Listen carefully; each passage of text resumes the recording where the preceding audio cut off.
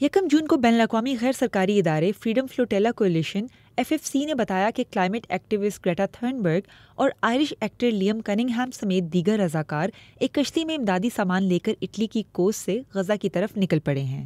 News agency writers کے مطابق اس سے پہلے مئی میں بھی FFC نے ایک مختلف شپ سے مالٹا کے ذریعے ایڈ پہنچانے کی کوشش کی تھی، لیکن انٹرنیشنل واٹرز میں FFC کے مطابق ان کی کشتی پر 2 ڈرون حملے ہوئے، جس کی وجہ سے یہ کوشش کامیاب نہ ہو سکی۔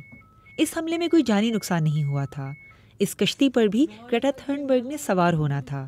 ایکٹیوسٹ نے اس وقت الزام لگایا تھا کہ اس واقعے میں اسرائیل ملوث ہے، مگر اسرائیل نے اب تک ان الزامات کا جواب نہیں دیا۔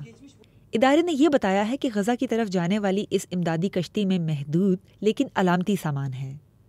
روانگی سے پہلے ہونے والی کانفرنس میں گریٹا تھرنبرگ نے اس مشن کے بارے میں کہا کہ وہ یہ اس لیے کر رہے ہیں کہ چاہے جتنی مشکلات کا سامنا کرنا پڑے وہ کوشش جاری رکھیں گے، کیونکہ جس لمحے انہوں نے کوشش کرنی چھوڑ دی اس لمحے وہ اپنی انسانیت بھی کھو دیں گے۔